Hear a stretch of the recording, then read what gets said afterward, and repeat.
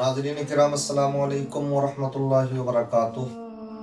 हमारे कुछ अहबाब ने हमसे ये सवाल किया, खुदकुशी करना यानी सुसाइड करना ये हराम क्यों है शरीयत में। तो देखिए, इसका मुख्तसर अंदाज में जवाब सुनने से पहले चंद बातें आप ये समझें कि अल्लाह ने ये कायनात बनाई, इसके अंदर ना जाने कितनी चीज़ों को पैदा फरमाया।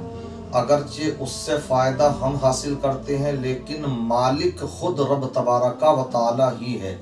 ऐसे ही हमारा खालिक, हमारा मालिक अल्लाह है।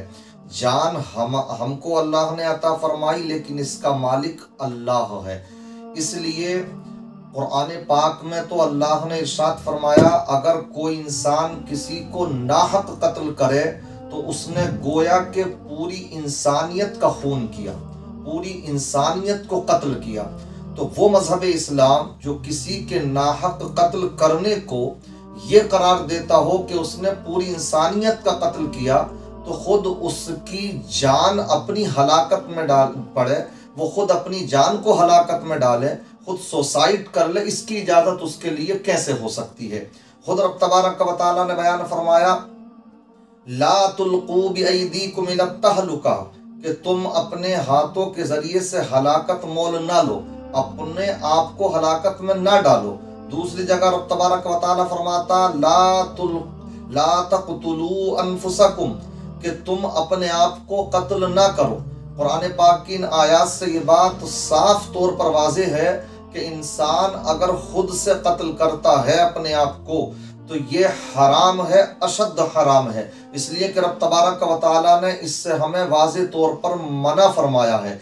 इसलिए बल्कि हदीस पाक में भी इसकी मुमानात है। खुद प्यारे आका सल्लल्लाहु ताला अलैहि वसल्लम ने भी इरशाद फरमाया, इन्ना लिजसदिका अलैका हक्का व इन्ना लिअयनैका अलैका हक्का, कि तुम्हारे जिस्म का भी तुम्हारे ऊपर हक है, तुम्हारी आंखों का भी तुम्हारे ऊपर हक है। इससे भी ये बात समझ में आती है कि हमें अपने जिस्म को, अपने आज़ा को खामखा हलाकत में नहीं डालना चाहिए, हमें सुसाइड नहीं करना चाहिए, खुदकुशी नहीं करना चाहिए। बल्कि हदीस पाक में आता है, जो इंसान सुसाइड करता है तो वो इंसान जिस तरह से सुसाइड करता, खुदकुशी करता है, तो उसी अजाब में क़यामत तक गिरफ्तार रहेगा।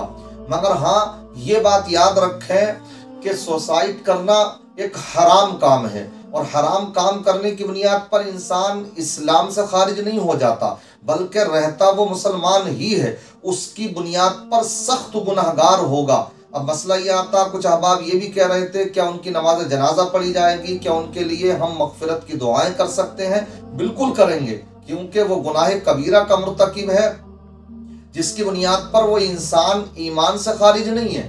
हाँ, इंसान को चाहिए कि इस तरह का कदम ना उठाए, तो इसलिए हम उसकी नमाज जनाजा भी पढ़ेंगे, उसके लिए दुआए मग़फ़िरत भी करेंगे, उसके तीजे 10वें 20वें 40वें बरसी हर तरह की फातिहा वगैरह का भी एहतमाम करेंगे। मगर सुसाइड इंसान करता क्यों है? जिस वक्त में कि इंसान तरह तरह की मुसीबतों का शिकार होता है, या माँ बाप ने देखने में आता, ये चीज़ें मुसलमानों में पहले नहीं पाई जाती थी, मगर अब मुसलमानों में भी पाई जाने लगी हैं। माँ बाप ने डांट दिया, बड़े भाई साहब ने डांट दिया, तो एक डांट की बुनियाद पर इंसान कभी ट्रेन से कट कर जाकर मर जाता है, कहीं डूब करके मर जाता है, कहीं इंसान फांसी के फंदे पर अपने गले में डाल करके अपने आप को लटका देता है। ये चीज़ें मुसलमानों के अंदर कभी नहीं थी। मगर मैं ये भी कहूँगा कि जहाँ उनकी गलती है औलाद की, तो वहाँ माँ बाप भी इसके बराबर के शरीक हैं। आप कहेंगे कैसे? वो इसलिए कि ये माँ बाप अगर उसको दीनी तालीम देते, तो माँ बाप की डांट को वो कभी इस तरह से नहीं लेता, बल्कि ये समझता मेरी तो खुद खुश नसीबी है कि जो मेरे सर पर मेरे माँ बाप भी मुझे डांटने वाले हैं, जो बुराई पर तंबीह करने वाले हैं। इसलिए हमें दीन की बच्चों को समझ भी देना चाहिए, और ये वाज़ेह तालीमात इस्लाम की हमें अपने बच्चों को बतलाना चाहिए। इसलिए सुसाइड, ये खुदकुशी शरीयत में हराम है, अशद हराम है, जिसकी बुनियाद पर इंसान जिस तरह से खुदकुशी करता है, इसी तरह के अज़ाब में क़यामत तक गिरफ्तार रहता है। हमें चाहिए कि इससे हम बचें, अपने बच्चों को भी बचाएं, और ये समझें कि ये मजहब इस्लाम में जायज़ नहीं है। अल्लाह की बारगाह में दुआ है, अल्लाह ताला हम सबको दीन की समझ अता फरमाए।